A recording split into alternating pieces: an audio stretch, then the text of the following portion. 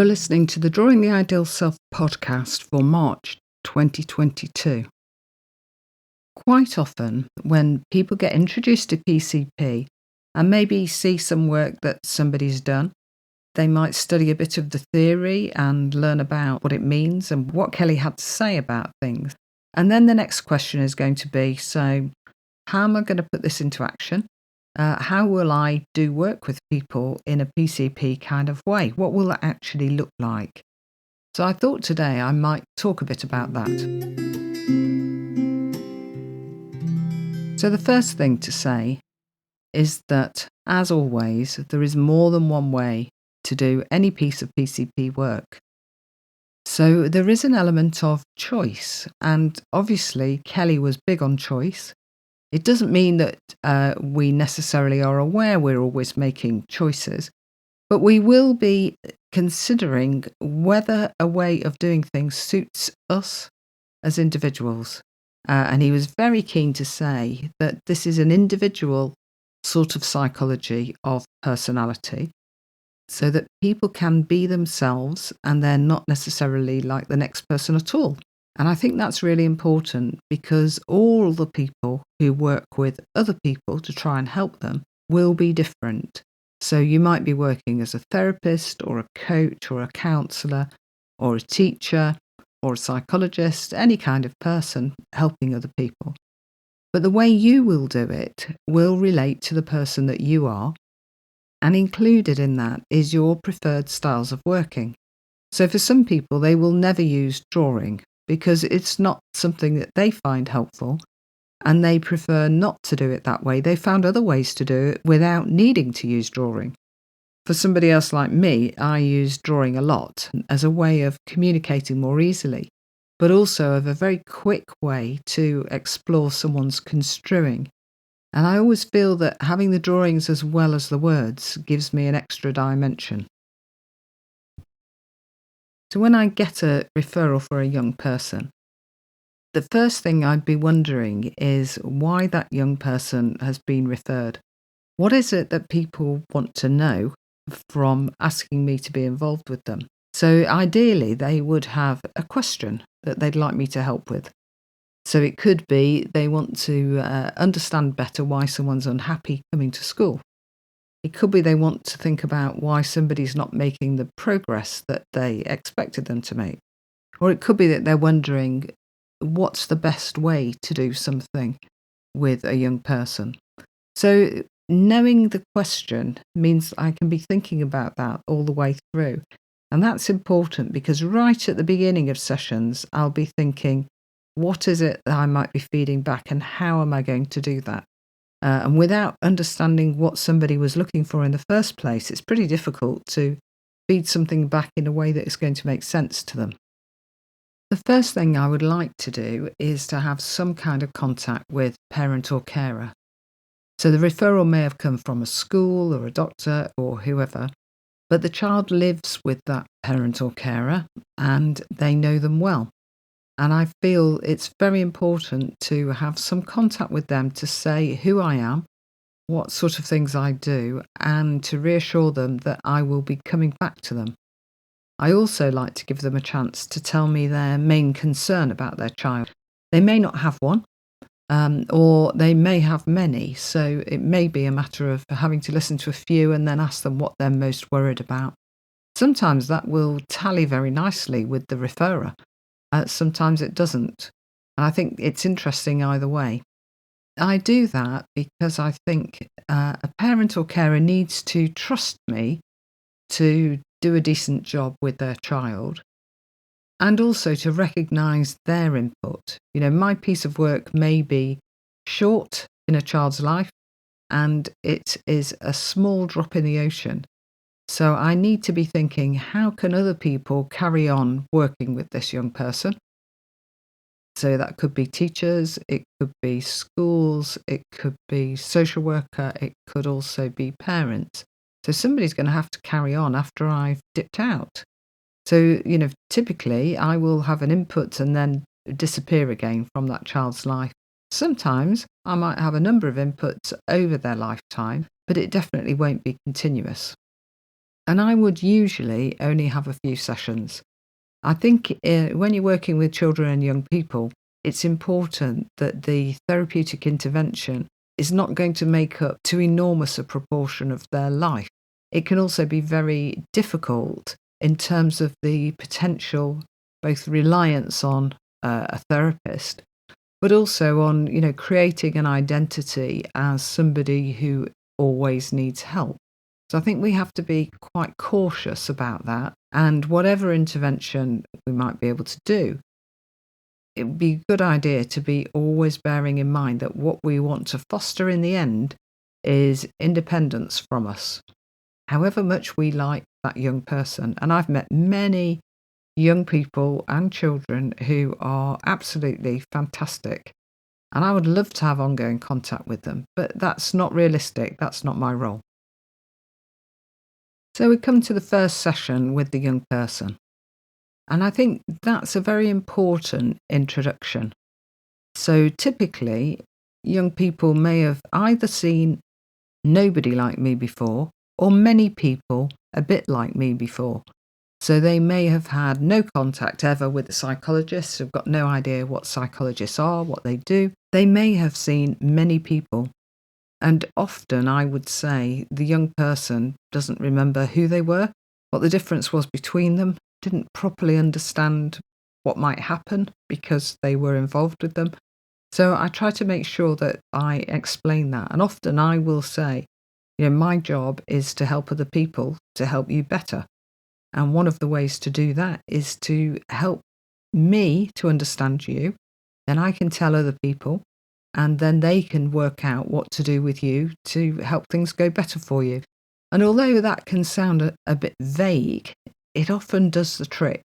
Because I don't want people to think that I will be involved long term or that I will necessarily need to be involved long term. So for these young people, I would be thinking, okay, they need to know I'm going to be around for a while and then I'll be finishing. But when I finish, I am aiming to help other people to understand them much better. So the next thing I would want to do is to explain that I'm not there to either punish or criticize or tell them off or any of those things that will have happened many times by the time I see young people often. I'm there to understand. And what I want to really understand for is so that people can help them better and that they can get on better with their life. And it can be quite hard for young people to hear that, I think, particularly if they feel bad about what they've been doing and they understand that what they've done is wrong and they may feel that, really it's very difficult to talk about their mistakes. So my first session, although I give them that intro, I don't talk about that so much. So session one would really be used to think about who they are and to understand them better from a point of view of context. So, what kind of things do they like to do in their free time? How do they spend their time with other people? How do they spend their time on their own? Do they feel okay with people? Who's in their family? Who do they live with? Are there people that they don't live with who are really important, such as other relatives or close family friends, or somebody who's important at a club they go to? Are there adults around who can help them, or do they have to try and solve problems on their own? So it's really a very general discussion to find out more about them. Sometimes at the end of that session, I might use a technique, but it definitely won't be at the beginning. And I would immediately be writing things down so they can see that I do that. And I explain that otherwise I might forget and that I really want to remember what they said, not what I thought they said. So, often I will have my notes in front of me and they can see what I'm writing down and they can feel free to correct them if they want, which sometimes happens. So during that session, what I'm doing really is working on sociality. So I'm helping the young person to construe me in the role of questioner. And I'm also trying to construe them in the role of somebody that I'm going to work with so that we can get on with it. If I can help them to understand the way things might go in sessions, and particularly understand that I'm not there to criticise them in any way, then I think we have a better session, and it sort of sets the scene for the other sessions. The other thing that I want to do in that session is to hear them talking. So I do ask a lot of questions, but I want to see how they put things together and listen to the way they speak. And I'm always on the lookout for the way they talk and the language they use so that I can use that in my conversations with them in future. So then we come to the sessions. So these are the kind of middle group of sessions and not including the end. So what I'd be trying to do is bear in mind the question that the referrer has. So let's say if that was, why are you not getting on with other children in school? What's the problem? It could be something as vague as that. So I might be choosing techniques that will help me to elaborate their views on something like that. And I really want to think about their personal views. So, in terms of PCP, it is a personal construct, psychology. It's what that child makes of their experiences, not what other people say they make of them. So I would say that you can have a child of any age and feel free to ask them for their view of things. So even if they're 5, they may be able to tell you very well how they see things. Obviously, for some people, they don't have the language skills to do that very easily. So I might be needing to think about how I'm going to do it. And I think in lots of ways, this is how I got into using drawing. So I find it easier when I've got both words and pictures. And I think I tend to work in that way all of the time. So the pictures can be made of clay, can be a ball of clay fashioned into something. It's still a representation of construing. So, I think that the way that you do those elaborations of different aspects of what you're working on will depend on your own preferences. So if you're the person doing the intervention, you've got to be thinking, okay, what will I use to explore this with this person? And what sort of tools have I got that I like and that I feel or I'm quite fluent with? Or do I need to find something that's really different for this young person? So I've had times where I've had to use language that's been very different. So it could be that I've got to use the language of a football club and the way football works. So you could use that for any kind of thing. So if you wanted to look at finding it difficult to get on with other young people, but you know that that young person loves football, then you can use the language used in football. So who's in the team? Are you part of the team or not part of the team? How do you think you can get picked for the team more often? What would it take if you wanted to be the captain? And how would people take to that? So it depends on the question and it depends on that individual's interests. And that's the reason that session 1 includes plenty of information about the kind of ways they like to spend their time.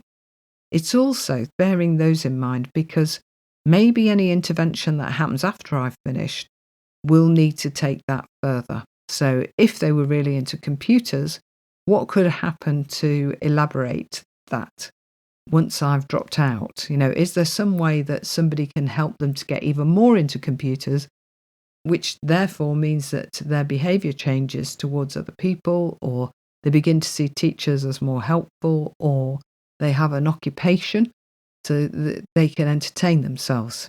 Whatever the reason, I'd be thinking of how I can use the way that that child relates to the world in order to intervene with them. Now that means that it's something they already understand. The difficulty is me understanding their construing. They already understand those things. So let's say if they go to Scouts and they really love Scouts and that's all going well, it's an area of success.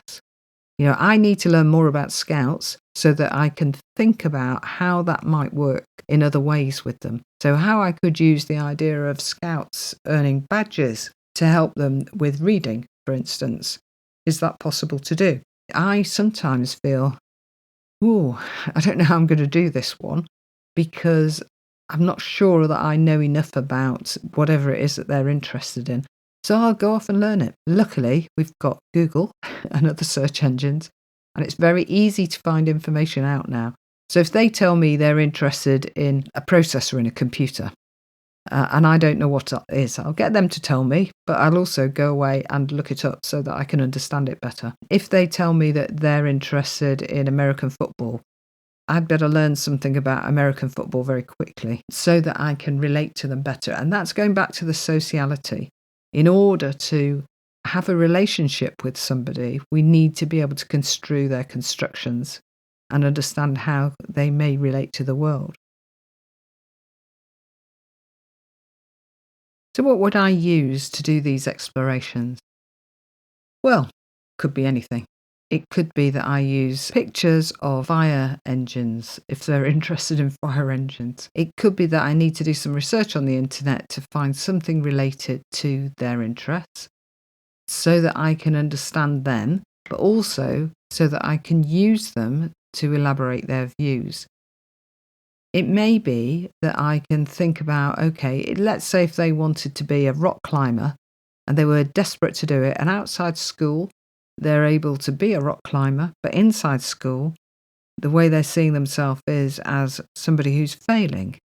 Maybe I could think how I can use rock climbing ideas to think about how they could make progress. So that might be about going up one hand at a time, thinking about whether your hands or legs need to move next, and thinking, which angle should you take with a problem. So I'll be trying really hard to find ways that I can link together their interests and the language they use with the kind of elaboration that we need to do to understand their views. And in order to do that, I'll use all sorts of things. So I will often use a particular technique. Obviously, I'm biased towards my own because they make sense to me. However, I will use other people's things. I use the peg very often because it's a very nice and quick way to explore constructs. I'll use a systemic bow tie because that's another thing that's very quick and easy to use. I don't really use repertory grids. I know that some people will use rep grids and just use them and eyeball them. I don't always want to do that. I don't very often use triadic elicitation anymore to find out their construct. Sometimes I will, but quite often I've found another way to do it, and I might be exploring, say, drawing the ideal role. So if there's somebody who is very poor at maths, say, I might look at the person who's brilliant at maths and the person who can't do maths at all. And we might do it that sort of way. I could equally have asked them to give me people who are really good at maths and some people who are in between and some people who are not, and use that to do a triadic elicitation about their construing around maths. So I want to hold everything as possible. I want to know the techniques and be able to use them accordingly. And obviously, for some people, it looks like you're just having a chat or doing a little exploration. But very quickly, it moves into providing some interesting conversation and some feedback for the young person about what they have told me is connected together, and questioning them about, does it always have to be that? Does it always have to be that the people aren't good at maths don't want to come to school, for instance? Is there a way that they could want to come to school even though they're not very good at maths? I wonder what that would be like. So I will try and explore their views and think about the implications of their construing. Obviously, that's their personal view, and it's neither right nor wrong. And sometimes young people will be quite anxious around that, as if it's a trick question. And a lot of my work is about saying, your view is your view. That's fine. The other thing that I will do is say, I'm not going to go back to your teacher and tell them that you've said they're very boring or that you don't like them, for instance. Young people don't necessarily believe that and may be cautious. That's okay. But actually, I think you've got to be thinking about how confidential your information is and at what point you're going to talk to somebody else about it. So my typical thing is that even in session 1, I'll say, when we finish our work together, what I would like to be able to do is talk to other people about it so they can help you. And then as we go through the sessions, I will then be asking them, can we do that? What can we share with other people? So what's okay to share with your parents? What's okay to share with your teacher? And usually I've got physical things to share, pictures, models. I might have a photograph if they've used Go-Go's and done them in arrangement. And I think it's very powerful to show the originals to people. So I'd really want to do that. If they've done an ideal school, I'll want to show their ideal school and make sure that people understand what it is.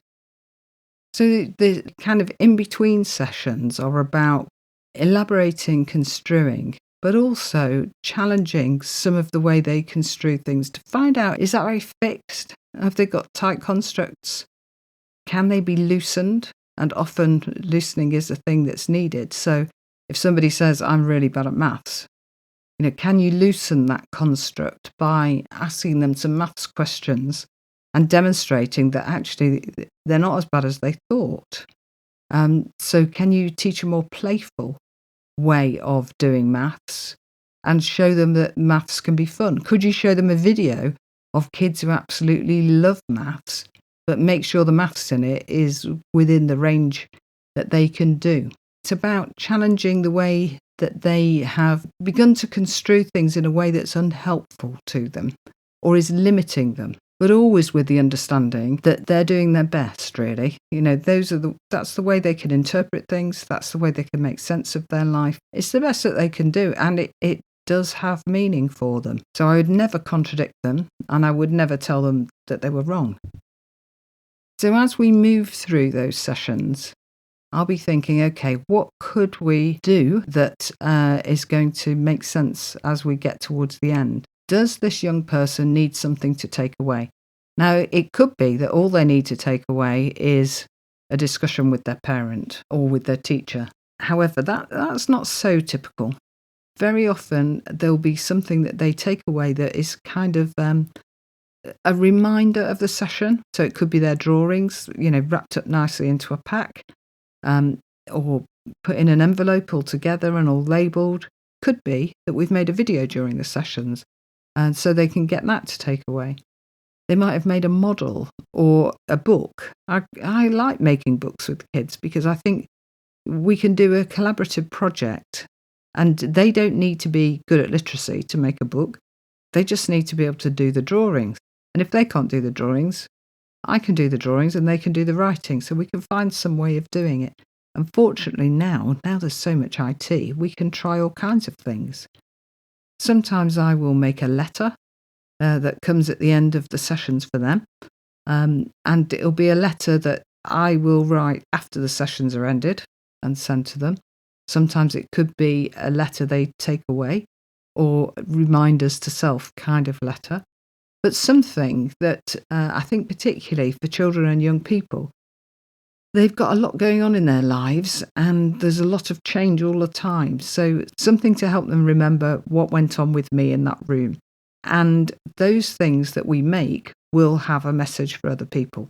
So although they are a summary of something to do with our work, they will also be given in a way that other people can either build on, or use again, or refer back to, or encourage something in the child because of it. So it could be there's a list of their particular strengths. It might be that they've done fantastic drawings, and those drawings really illustrate the way they like to be treated. That's really worth keeping. So I might try and put them all together in one larger picture, which you can do now using a computer or an iPad, which is great. I tend to use a program called Fresco for the drawings. It's an Adobe program, and it allows you to draw on the screen on an iPad or take pictures and import them into an iPad, and then you can change them, or if they've drawn them, you can go over them, with a better pen and make them stand out more. So all kinds of things.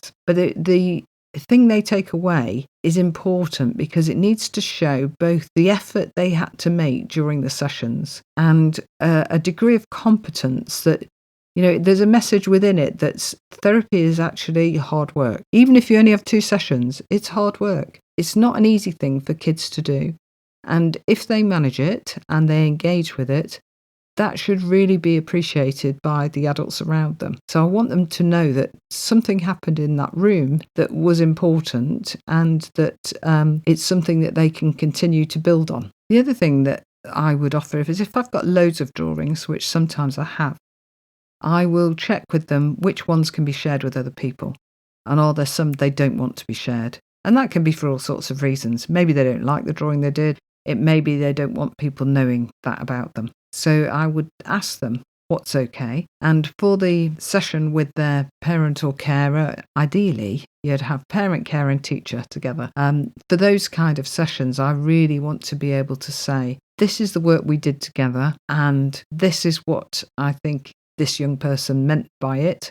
And these are the things I would always get kids to say, how can other people help you? And that might be asking them to give 2 or 3 instructions or explanations of ways that can help them to be more like the person they want to be in the situation that they're in. So if we go back to the being very bad at maths example, it might be that they want to be able to use a maths computer program, that they've got an idea that that's a much better way for them to learn. So, being able to say that to the teacher, the issue, and to the parent, the issue is then, can somebody provide that somehow in order to shift this kid along with their maths so that they can be more competent at maths?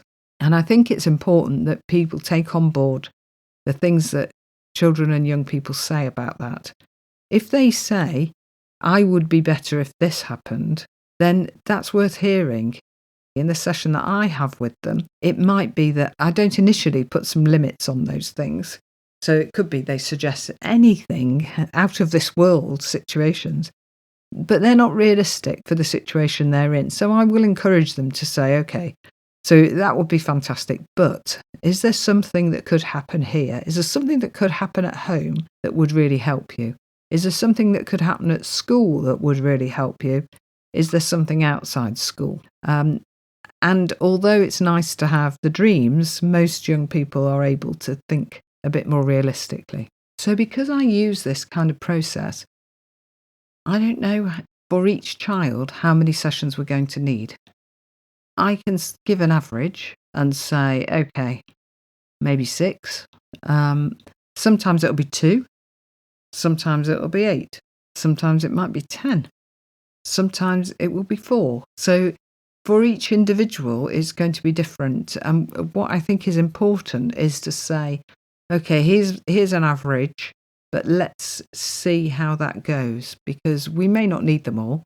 And I always tell the young person that and tell their parent that as well, so that they don't come in with the expectation that this is going to go on forever. And I think given how young children are, it's very important that they can see that. I think the other thing is coming out of lessons in school is actually pretty difficult nowadays because the pace of learning is pretty high. So missing your lesson every Monday for half an hour, that can be an issue if you keep on missing the same thing. For some young people, I really want them in the session at the end. For others, I think it's probably too much for them. If they've got something that we're going to share, I ideally want them to be there. So it might be I'm just meeting with a parent and a child together. It might be that we've got 3 or 4 people, in which case that might be a bit more tricky for the child, not for me necessarily. So just to make sure that they feel okay in that situation. And it might need to be a shorter meeting if we've got a child present. But the idea of meeting is to go back to the original referral and say, you asked me to have a look at this with this young person. This is how I've done it. This is what we've done. These are the outputs of that work. And these are the suggestions for what might work to support that in the future. So that might be the future as in tomorrow, or over the next term, or next year, or when I move to secondary school, or whatever it is. So depending on the child, the situation, what we're trying to do, what the question was, the kind of projection, if you like, is a bit different. And then there's the issue of what I might write. So if I'm working at work for an organisation, obviously I'll need to write something. If I'm working independently, that's something that I would negotiate separately. I'm very conscious all the time that the time we spend writing is taken off the time that we have to offer intervention and therapy. So that there isn't any extra time that's available. There is only the time there is per case, if you like. If we use too much of that time for the writing, we might be missing 2 sessions we could have had with a young person, or 2 more meetings we could have had with their parent. So I'm cautious about that. And I think it's important to have a record and to keep my records. It's not always important to have a big long report as the output. Now, that doesn't apply for certain situations because a long report and a lot of information is required. But if it's not like that and you have a choice of how you do things, like I do for some of my work, I will try and make the report as short as possible, to the point as possible. And it might not even be a report. It might be, here's some information that might be helpful to you to help your child with this. Lots of links, maybe some information that I've taken from the internet to steer them towards really useful resources so that they can manage things differently at home. It could be that I'll make some recommendations for things they might use or stuff they might watch on the internet. Or it might be that I just write something that says, we met, this is what we tried to work on, this is how we did it, and this is the outcome and this is a suggestion for the future. But if I'm going to do something like that, I would say that that takes at least the equivalent of 1 session. So I would try to keep it to a minimum where I have to produce something long and written. And that's it really. I've said all this, it sounds a bit simplistic in some ways to me. But all through that, what I'm trying to do is think about PCP. Think, what are the best ways that I can do things with this individual child? How can I be the best psychologist for them? What do they need? What style do they need? For instance, do I need to allow them to swear sometimes? Because they don't have the vocabulary to use. But for somebody else, I might not allow that at all. So it just depends on the individual. So I'll be trying to be the psychologist who can work with them, and that won't be the same for every child. And no 2 children will have the same therapy, if you like. They will have their own version of it, using different tools for different people. Maybe no tools at all that anyone can see on a piece of paper. It might all be through talking. Although that tends not to be the case for me, because I find it helpful to do the drawing. And it makes it, when you've got drawings, it makes it much easier to remember what you were working on. And you've got a picture as well. So I think what I would urge people to do is to think, what are the things they like to use, and get good at those so that they're fluent, so that they can use them in any situation with anyone, and they've got them ready in the toolbox. And then to also be open to new things coming along and new ways of doing things, so that they try out new techniques, not with clients first. Ideally, I always try things on myself and then try them on somebody else. And then I might try them with somebody I'm working with once I've had a go at them. But I need to know what it's like, if you like, to be on the receiving end and also to be on the facilitating end. So the only way to do that is do it on myself first, so I can get a feeling of whether it represents me okay, and then to do it with somebody else so I can see, okay, what do I need to do about making this bit work for me? I think going back to the very beginning, this is a personal approach. No 2 people who are offering any kind of therapy or intervention are alike. They're all individuals. They've all got their own style. They've all got stuff they really like to use, never would use. They've all got a way of making it happen. So what each person needs to do is be comfortable almost in their own skin in delivering it in the way that fits with them. That way, the person on the receiving end will receive a fluid intervention which feels comfortable to them, hopefully. Okay, so that's really how I tend to do things. Um, it might be a little bit vague in terms of the middle part because it depends on the child. And without giving you details of cases, I can't say exactly what I would do.